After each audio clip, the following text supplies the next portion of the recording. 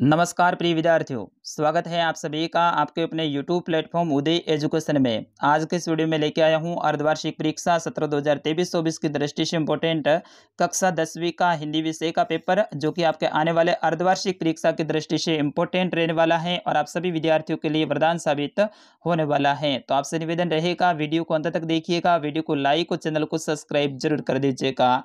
विद्यार्थियों, इस पेपर को आप सभी को अंत तक देखना है, क्योंकि पूरा पूरा पेपर उत्तर सहित में लेके आया हूं। ऐसा पेपर आपको यूट्यूब पे कहीं पे भी देखने को नहीं मिलेगा और बिल्कुल ऐसे ही प्रश्न आपके आने वाले अर्धवार्षिक परीक्षा में पूछे जाएंगे। बड़ी ही मेहनत के साथ में हमने इस पेपर को तैयार किया है, ताकि आप जैसे लाखों विद्यार्थियों को फायदा हो सके और आप जैसे लाखों विद्यार्थी अच्छे अंकों के साथ में उत्तीर्ण हो, हमारा यही प्रयास है।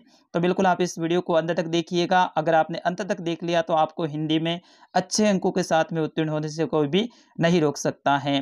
विद्यार्थियों, आपसे एक निवेदन रहेगा, आप चैनल को सब्सक्राइब कीजिएगा, वीडियो को लाइक कीजिएगा और साथ ही आपके विद्यालय में जो आपके सहपाठी विद्यार्थी हैं, यानी आपके दोस्त हैं, उनको भी हमारे चैनल के बारे में जरूर बताइएगा कि यूट्यूब पे उदय एजुकेशन नाम से चैनल है, जहाँ पे कक्षा 10वीं की तैयारी करवाई जाती है। सर पेपर अपलोड करते हैं और बिल्कुल उत्तर सहित पेपर लेकर आते हैं। तो बिल्कुल आप हमारे बारे में आपके जो सहपाठी दोस्त हैं उनको आप जरूर बताएंगे। सबसे पहले देखिए, आपके लिए सामान्य निर्देश दे रखे हैं, इन निर्देशों को आपको पढ़ लेना है। जैसे कि परीक्षार्थी सर्वप्रथम अपने प्रश्न पत्र पर नामांकन अनिवार्यतः लिखें, यानी आपको रोल नंबर लिखना है।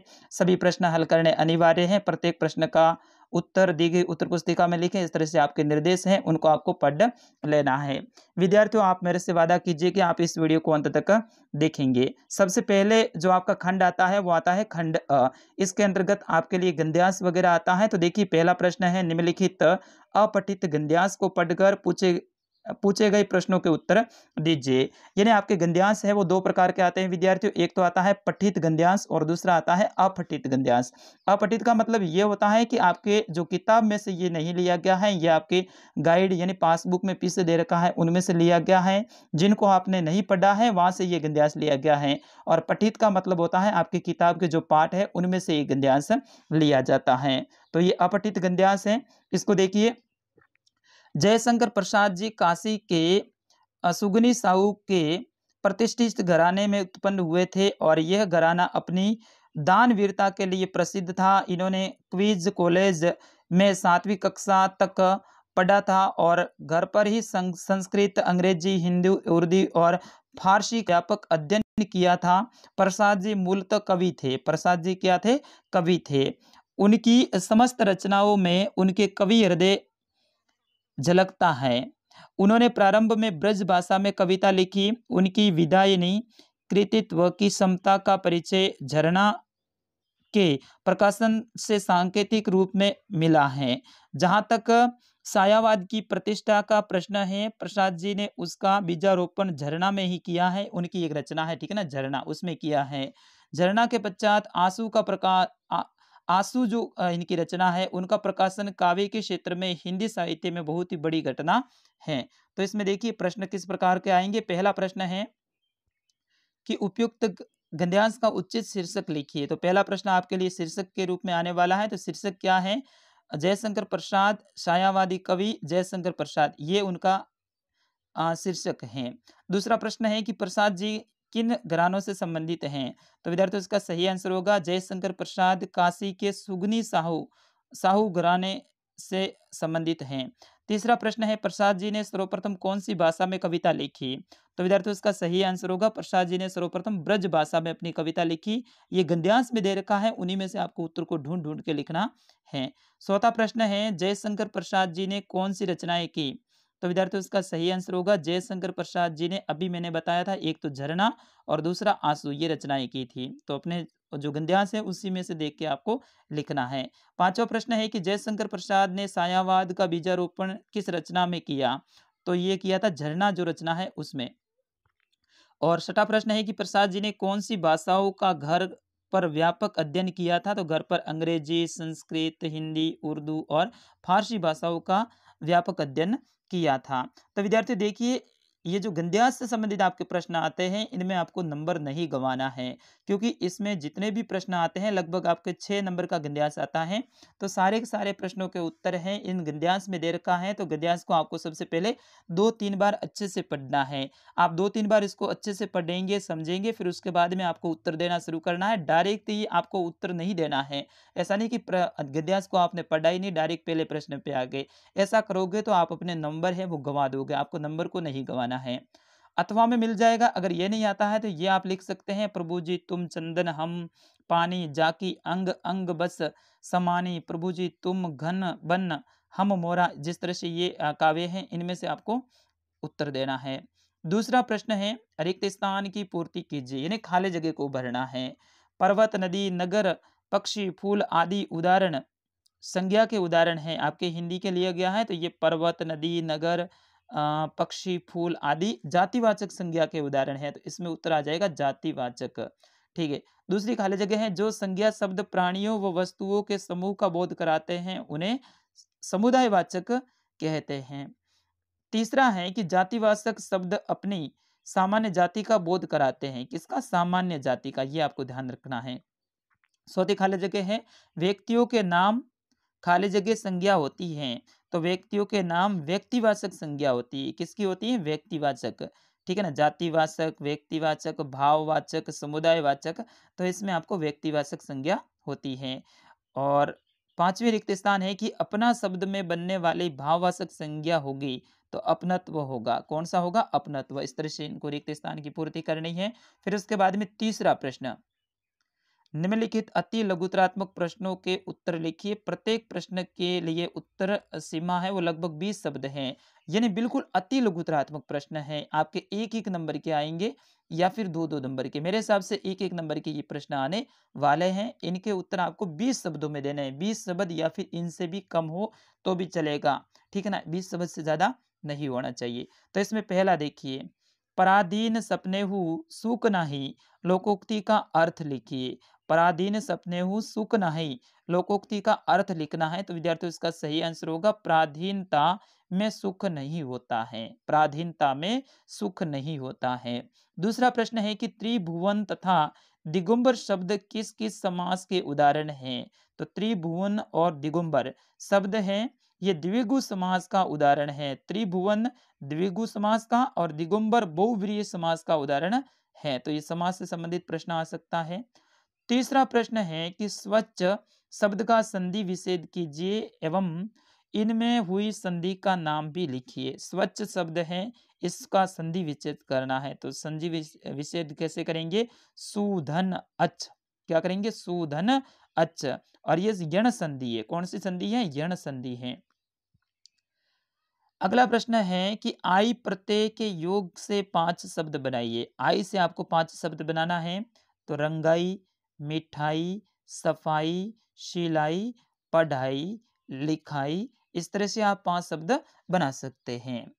अगला प्रश्न है कि नियोजक और विभाजक अव्यय के 4-4 उदाहरण दीजिए। तो संयोजक और विभाजक अव्यय के 4-4 उदाहरण दीजिए। तो सबसे पहले संयोजक, संयोजक में तथा एवं यथा और एवं ये हो जाएगा। और विभाजक में किंतु, परंतु, वर्णा, अपितु, इस तरह से हो जाएगा। अगला प्रश्न है प्रश्न संख्या 6, लेखिका किसके सहयोग से जागरूक नागरिक बन पाई? तो विद्यार्थियों इसका सही आंसर होगा, लेखिका के पिता ने उसे रसोई घर से हटाकर सामाजिक समस्याओं की ओर उन्मुख किया, उसे घर में होने बड़ी बड़ी चर्चाओं में शामिल किया, जिससे वह उनके सहयोग से जागरूक नागरिक बन पाई। तो इसका एक शब्द में आपको उत्तर देना है। तो लेखिका किसके सहयोग से जागरूक नागरिक बन पाई? अपने पिताजी के सहयोग से। किसके सहयोग से? अपने पिताजी के सहयोग से। अगला प्रश्न है प्रश्न संख्या 7, काची की क्या विशेषताएं बताई गई हैं? संक्षेप में लिखिए। आपके पाठ के अनुसार आपको लिखना है। तो काशी की संस्कृति की पाठशाला है, काशी संस्कृति की पाठशाला है। काशी में कालधर हनुमान व नृत्य विश्वनाथ है। काशी में बिस्मिल्लाह खां है। काशी में अलग अलग मजहब तहजीब के लोग हैं, सबकी अपनी बोली, उत्सव, त्योहार, संगीत, चेहरा यंत्र और अपना नोह है। तो काशी में ये सारी विशेषताएं हैं, इन विशेषताओं को आप याद कर लीजिएगा। अगला प्रश्न है प्रश्न संख्या 8, परशुराम ने राम की विनयपूर्ण बातों का क्या जवाब दिया और क्यों दिया? तो विद्यार्थियों इसका सही आंसर होगा परशुराम ने राम की विनयपूर्ण बातों का जवाब क्रोध युक्त होकर दिया, क्योंकि आपको पता है ना राम ने धनुष तोड़ दिया था, तो क्रोध युक्त होकर दिया। उन्होंने कहा तुम सेवक हो, सेवक तो वही होता है जो सेवा करता है। श्री राम ने बोला था कि प्रभु मैं आपका सेवक हूँ, आप माफ कर दो। तो परशुराम ने क्या बोला, सेवक वही होता है जो सेवा करता है, जो शत्रु जैसा कार्य करे तो वो लड़ाई का ही मोल लेता है। यानी आपने मेरे गुरुदेव का धनुष तोड़ा है, इसलिए आप तो मेरे लिए शत्रु जैसे हो, इस तरह से बताया था। अगला प्रश्न है प्रश्न संख्या 9 की गोपियों के अनुसार राजा का धर्म क्या होना चाहिए? तो विद्यार्थियों इसका सही आंसर होगा गोपियों के अनुसार राजा का धर्म ये होना चाहिए कि वह अपनी प्रजा को अन्याय से बचाए, उन्हें सताए जाने से रोके और दुख वेदना से उनकी रक्षा। 10वां प्रश्न है कि कवि को किसकी दंतुरित मुस्कान स्वाभिमान लगती है और क्यों? तो विद्यार्थियों इसका सही आंसर होगा कवि को छोटे बालकों की दंतुरित मुस्कान स्वाभिमान लगती है। यानी छोटे छोटे बालक होते हैं, उनकी मुस्कान है ना कवि को सबसे प्रिय लगती है, क्योंकि उस पर मुस्कान में जीवन की सुंदरता, मोहकता और बाकापन रहता है। उसे देखकर कठोर मन भी पिघल जाता है और अपरिचित व्यक्ति से भी वह अपनत्व स्नेह प्रकट करती हैं। कोई भी आप कहीं पे भी चले जाओ, आप उनको जानते नहीं हैं, लेकिन बच्चे हैं आपके सामने, तो आपको उन बच्चों के अंदर अपनत्व आ जाता है, क्योंकि बच्चे हमेशा शुरुआत से ही ऐसी बातें करते हैं जो अपन को मन को भाती हैं। तो बिल्कुल ऐसी बातें हैं। अब आता है आपका खंड ब।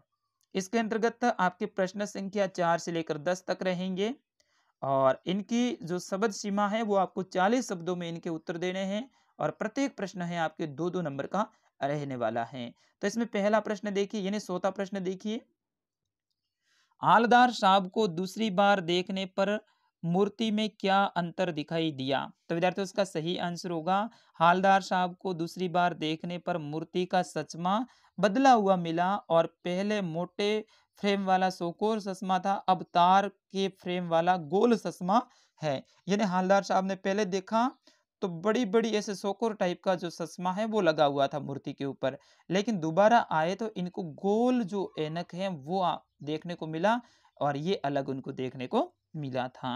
5वां प्रश्न है, संगीतकार के माध्यम से कवि किस प्रकार के व्यक्तियों की ओर संकेत करना चाह रहा है? तो विद्यार्थियों उसका सही आंसर होगा संगीतकार के माध्यम से कवि उन व्यक्तियों की ओर संकेत करना चाह रहा है जो दूसरों की सफलता की पृष्ठभूमि में रहकर अपनी महत्वपूर्ण भूमिका का निर्वहन करते हैं। योग्य एवं प्रतिभा संपन्न होने पर वे स्वयं को महत्व न देकर मुख्य व्यक्ति या मुख्य कलाकार के महत्व को बढ़ाने में सहायक रूप से अपनी भूमिका निभाना अपना धर्म समझते हैं। अगला प्रश्न है प्रश्न संख्या 6। प्रश्न संख्या 6 है कि माता का अंचल पाठ से बाल स्वभाव की किस विशेषता का पता चलता है? तो विद्यार्थियों इसका सही आंसर होगा बालक किसी भी सुख दुख को अपने मन में नहीं रखते हैं, वे अपनी प्रसन्नता को हंसी के माध्यम से और दुख को रो चिल्लाकर प्रकट कर देते हैं। बालक के खेल सरल होते हैं, जैसे मिट्टी को मिठाइयाँ बनाना, घरौंदा बनाना, जस्ते के छोटे छोटे टुकड़ों से पैसे बनाना इत्यादि। बालक को अपनी मित्र मंडली के साथ बाल सुलभ शरारतें करना पसंद होता है। अगला प्रश्न है प्रश्न संख्या 7। संगीतकार किन किन रूपों में मुख्य गायन गायिकाओं की मदद करते हैं? तो विद्यार्थियों इसका सही आंसर होगा संगीतकार निम्नलिखित रूपों में मुख्य गायक गायिकाओं की मदद करते हैं। पहली मदद क्या करते हैं, संगीतकार मुख्य गायक गायिकाओं के स्वर में अपना स्वर मिलाकर उनमें स्वर को बल प्रदान करते हैं। यानी जो मुख्य गायक गायिका गाते हैं उनका जो स्वर होता है उसके अंदर अपना स्वर मिला के उनकी लय ताल है वो बनाते हैं। दूसरा है कि मुख्य गायक गायिकाओं के कई गहरे चले जाने पर उनके मुखड़े को पकड़कर वे उन्हें वापस मूल स्वर पर ले आते हैं। मान लो कोई गा रहा है कलाकार और गाते गाते वो अलग दिशा में चला गया है, तो वापस उसी जगह पे लाने के लिए संगीतकार हैं जो बजाने वाले हैं, वो उस संगीत को बजाते हैं ताकि उस कलाकार का ध्यान है मुख्य उस शब्द की ओर वापस आ जाए। और तीसरा क्या होता है, वे मुख्य गायक-गायिकाओं की थमी हुई, टूटती बिखरती आवाज़ को बल देकर उनका सहयोग करते हैं और उन्हें अकेला नहीं पड़ने देते हैं। तो मतलब संगीतकार होते हैं, संगीतकार होते हैं, उनका बड़ा अहम भूमिका होती है। ऐसे ही आपके जो सहपाठी मित्र हैं, उनको भी आपको सहयोग करना चाहिए। अगर आप कमज़ोर हैं, तो आप उनसे हेल्प लीजिए, अगर वे कमज़ोर हैं, तो उनको आप हेल्प कीजिए और इस तरह से क्लास में एक अच्छा माहौल बनाइए विद्यार्थियों, ताकि आप इस बार 10वीं कक्षा कक्षा में अच्छे अंकों के साथ में उत्तीर्ण हो। इसके साथ ही आपका मित्र है, आपका सहपाठी है, वो भी अच्छे अंकों के साथ में उत्तीर्ण हो, ये आपको भी प्रयास करना चाहिए। अगला प्रश्न है कि बच्चों की दंतुरित मुस्कान का कवि के मन पर क्या प्रभाव पड़ा? तो विद्यार्थियों इसका सही आंसर होगा, बच्चों की दंतुरित मुस्कान का कवि के मन पर ये प्रभाव पड़ता है कि वह उसे देखकर प्रसन्न हो उठता है। उनका उदास मन सुंदर कल्पनाओं में डूब जाता है। उसे लगता है कि मानो उसकी झोपड़ी में कमल का फूल खिल उठे हो, मानो पत्थर जैसे दिल में प्यार की धारा उमड़ पड़ी है हो, और बांस और बबूल के पेड़ जैसे नीरस जीवन की प्रफुल्लता और कोमलता रूपी शेफालिका के फूल झरने लगे हो, यही होता है। अगला प्रश्न है प्रश्न संख्या 9। विद्यार्थियों प्रश्न सारे मैं हल करवा रहा हूं तो थोड़ा समय जरूर लगेगा, लेकिन इस वीडियो को अंत तक देखिएगा, ये सारे के सारे प्रश्न आपके एग्जाम में आने वाले प्रश्न हैं। प्रश्न संख्या 9 है कि कवि आत्मकथा लिखने से क्यों बचना चाहता है? तो विद्यार्थियों इसका सही आंसर होगा, कवि आत्मकथा कथा लिखने से इसलिए बचना चाहता है क्योंकि जहां उसे अपनी दुर्बलताओं और कमियों का उल्लेख करना पड़ेगा, वही आत्मकथा लिखने से उनकी पुरानी यादें ताज़ा हो जाएगी, जिससे आत्मकथा पढ़ने वाले उनके बारे में जान जाएंगे और वह स्वयं उल्लास एवं व्यंग का पात्र बन जाएगा। सॉरी, उल्लास नहीं है, उपहास और व्यंग्य का पात्र बन जाएगा। प्रश्न संख्या 10। श्रद्धाओं द्वारा दिए गए योग के संदेश ने गोपियों की विरह अग्नि में घी का काम कैसे किया? तो इसका उत्तर इस तरह से है, आप अच्छे से देख लीजिएगा। फिर उसके बाद में 11वां प्रश्न है, खंड स के अंतर्गत है और इसमें जितने भी प्रश्न रहेंगे ये प्रश्न हैं आपके 4-4 नंबर के मेरे हिसाब से रहने वाले हैं। तो इसमें देखिए, निम्नलिखित पठित गद्यांश की सप्रसंग व्याख्या कीजिए। आपका पठित गद्यांश किताब में से है। काशी में संगीत आयोजन की एक प्राचीन एवं अद्भुत परंपरा है। ये आयोजन पिछले कई वर्षों से संकट मोचन मंदिर में होता आया है। यह मंदिर शहर के दक्षिण में लंका पर स्थित लंक लंका पर स्थित हैं। वह हनुमान जयंती के अवसर पर यहाँ 5 दिनों तक शास्त्रीय और उपशास्त्रीय गायन वादन की उत्कृष्ट सभा होती है। इसमें बिस्मिल्लाह खां अवश्य रहते हैं। अपने मजहब के प्रति अत्यधिक समर्पित उस्ताद बिस्मिल्लाह खां को श्रद्धा काशी विश्वनाथ जी के प्रति अपार है, यानी वे काशी विश्वनाथ जी को अधिक मानते हैं। वे जब भी काशी से बाहर रहते हैं तब विश्वनाथ जी और बालाजी की दिशा की ओर मुंह करके बैठते हैं, यानी बाहर जाते हैं तो इनका मुंह है हमेशा विश्वनाथ जी की और बालाजी की ओर रहता है। थोड़ी देर ही सही मगर उसी और शहनाई का प्याला घुमा लिया जाता है। अथवा में मिल जाएगा, इन दोनों में से एक को पढ़कर आपको व्याख्या करनी है। इसी में दूसरा प्रश्न मिल जाएगा, इनकी व्याख्या, सॉरी क्या था प्रश्न, व्याख्या करनी थी इनकी, ठीक है ना। तो इनके बारे में थोड़ा बड़ा सड़ा के 2-4 शब्द हर लाइन में आपको जोड़ जोड़ के लिखना है। मान लो यहाँ पे से 7 लाइनें हैं तो आपको बना के 10-15 लाइनें भी लिखनी है और ऐसा आप लिखोगे तो बिल्कुल आपको अच्छे अंक मिलेंगे इसमें। 12वां प्रश्न है कि निम्नलिखित पठित गद्यांश की सप्रसंग व्याख्या कीजिए, यानी सप्रसंग सबसे पहले प्रसंग लेना है, किस पाठ से लिया गया है, ठीक है ना। इस पाठ से लिया गया है, इसके कवि ये हैं, इसमें ये बताना चाहते हैं, इनके इनके बारे में बताया गया है। फिर उसके बाद में आपको व्याख्या नाम लिखना है, फिर उसके बाद में इन पंक्तियों की व्याख्या करनी है। तो ये भी प्रश्न इंपॉर्टेंट है। देखिए इनकी व्याख्या दे रखी है यहाँ पे। हरि है राजनीति पढ़ी आए, हरि समुझी बात कहत, मधुकर के समाचार सब पाए। इक इति चतुर हुए पहिए पहिले ही, अब गुरु ग्रंथ पढ़ाए, बड़ी बुद्धि जानो जो, उनकी जोग सदेश पढ़ाए। इस तरह से ये है, इनकी व्याख्या इस तरह से है, आप इनको भी अच्छे से याद कर लीजिएगा। अथवा में मिल जाएगा, अथवा में भी ये वाला याद कर लीजिएगा, दोनों इंपॉर्टेंट है। अथवा में देखिए ये वाली जो पंक्तियां हैं अपनी किताब से ढूंढ के आप अच्छे से याद कर लीजिएगा, ये इंपॉर्टेंट रहेगा। गायक जब अंतरे की जटिल तानों में के जगल में खो चुका होता है, या अपने ही सरगम को लांग कर चला जाता है, भटकता हुआ एक अनहद में, तब संगतकार ही स्थायी को संभाले रहता है। ये वाली जो पंक्तियां हैं इनको अच्छे से याद कर लीजिएगा, इनका भावार्थ इस तरह से है। फिर उसके बाद में 13वां प्रश्न है कि धनुष तोड़ने पर राम और परशुराम के बीच हुए क्या संवाद हुआ? राम लक्ष्मण परशुराम संवाद पाठ के आधार पे बताइए। ये पाठ तो आप सभी विद्यार्थियों को याद होगा। धनुष तोड़ने वाला और ये वाला पाठ तो सर ने भी अच्छे से पढ़ाया है, और आप सभी ने बड़ी ही रुचि के साथ में इस पाठ को पढ़ा होगा। तो इसका वो जो वार्तालाप हुआ था वो आपको लिखना है, यानी बातचीत हुई थी वो लिखनी है। 14वां प्रश्न है कि जयशंकर प्रसाद का जीवन एवं कृतित्व परिचय संक्षेप में लिखिए। जयशंकर प्रसाद जी के बारे में तो एक कवि परिचय आएगा, जितने भी पाठ के कवि हैं उनके लेखकों के बारे में, जीवनी के बारे में आप देख लीजिए, उन्होंने कौन कौन सी प्रमुख रचनाएं लिखी है। तो कम से कम प्रत्येक कवि के लिए आपको 3-3, 4-4 रचनाओं के नाम याद रखने हैं। उनके जीवन के बारे में, यानी कहाँ जन्म हुआ, कब जन्म हुआ, उनके माता पिता का नाम अगर आपको याद है, बचपन का नाम याद है, तो वो भी आप याद रखिए, और उनके बारे में आप जरूर लिखिए। ये 4 नंबर का प्रश्न आने वाला है। प्रश्न संख्या 15 रहेगा, अट नहीं रही कविता के आधार पर फाल्गुन ऋतु के सौंदर्य को संक्षेप में लिखिए। तो इसका सही आंसर होगा, कवि की आंख फाल्गुन की सुंदरता से इसीलिए नहीं हट रही है क्योंकि उस समय वसंत ऋतु के आगमन से सारी प्राकृतिक शोभा मनोहरी एवं रंग बिरंगी हो जाती है। कवि का मन उस शोभा को लगाकर देखते रहना चाहता है, इसीलिए वह इसको सुंदरता को भी रहता है, चाहकर भी वह अपनी आंखों को उस पर को नहीं रोक पाता है। भाव स्पष्ट कीजिए, इनका भाव स्पष्ट करना है। फिर उसके बाद में 17वां प्रश्न है, निम्नलिखित विषय में से किसी एक विषय के ऊपर 300 शब्दों में निबंध लिखना है। ये आपके 6 नंबर का निबंध आने वाला है। तो 300 शब्दों में आपको निबंध लिखना है।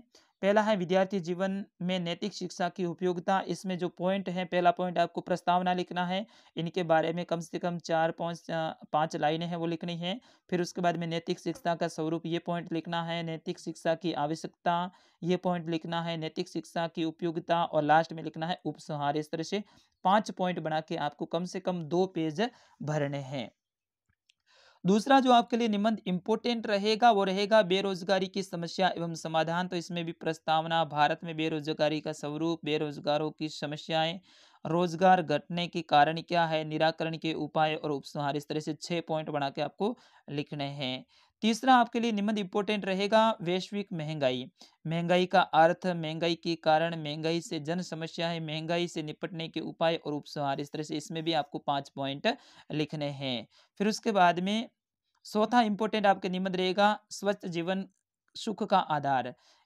ये भी इंपॉर्टेंट रहेगा। उसके बाद में 18वां प्रश्न है, स्वयं को राजकीय उच्च माध्यमिक विद्यालय विशालपुरा का नरेंद्र मानकर प्रधानाचार्य महोदय से खेल सामग्री मंगवाने हेतु एक प्रार्थना पत्र यानी एप्लीकेशन लिखना है। अगर ये नहीं आता है तो अथवा में ऑप्शन मिल जाएगा, स्वयं को रसालगढ़ का निवासी सुरेश मानकर अपने छोटे भाई मोहनलाल को शिक्षा का महत्व बताते हुए एक पत्र लिखिए। इस तरह से पत्र भी अगर आता है तो लिखिए, नहीं तो एप्लीकेशन लिख सकते हैं। 19वां प्रश्न है कि दिव्यांग बच्चों द्वारा बनाई गई मिट्टी की मूर्तियों की बिक्री हेतु एक विज्ञापन लिखिए। विज्ञापन आपको लिखना है, तो विज्ञापन लिखना किस तरह से है ये आपको अच्छे से आना चाहिए। अथवा में ऑप्शन मिल जाएगा, वसंत ऋतु में विद्यालय के उद्यान में पुष्प प्रदर्शनी देखने के लिए आने हेतु एक विज्ञापन लिखिए। विज्ञापन आपको याद करना है, 2 विज्ञापन इंपॉर्टेंट है यहाँ पे। और 20वां प्रश्न है कि हमें सड़क पर चलते समय किन किन बातों का ध्यान रखना चाहिए। तो सड़क सुरक्षा से संबंधित आपके 4 नंबर का प्रश्न आने वाला है। सड़क सुरक्षा से संबंधित जितने भी बातें हैं आपके किताब में पीछे दे रखी है, आपके पासबुक में पीछे दे रखी है, उनको अच्छे से याद कर लीजिएगा, उनमें से आपके काफी फायदा होने वाला है। सड़क सुरक्षा के नियम लिखिए, अथवा मिल जाएगा। और अंतिम प्रश्न रहेगा, कवि तुलसीदास जी के जीवन परिचय लिखिए। तुलसीदास जी का जीवन परिचय आपको याद करना है। तो विद्यार्थियों, ये था कक्षा 10वीं का हिंदी का पेपर। एक और मैं हिंदी का पेपर लेकर आने वाला हूँ। इसके बाद में 2 और पेपर लेके आऊँगा हिंदी का। इस तरह से आपके हिंदी के 3 पेपर हो जाएँगे और अगर आपने तीनों पेपर देख लिए तो बिल्कुल इनमें से एक भी प्रश्न बाहर आने की संभावना नहीं रहेगी। तो आप इस वीडियो को लाइक कर दीजिएगा, आप अपने फ्रेंड तक शेयर कीजिएगा और आपने वीडियो को अंत तक देखा, इसके लिए आपका भी धन्यवाद। इस वीडियो को आप कहाँ से देख रहे थे, आप ज़रूर कमेंट करके हमें कमेंट बॉक्स में बताइए और अगला कौन से विषय का पेपर चाहिए वो भी आप ज़रूर बताइएगा। अगला पेपर बहुत जल्द आपके लिए लेकर आने वाला हूँ। धन्यवाद, जय हिंद, वंदे मातरम। हँसते रहिएगा, मुस्कुराते रहिए और अपनी पढ़ाई को यूँ ही जारी रखिएगा। वंदे मातरम।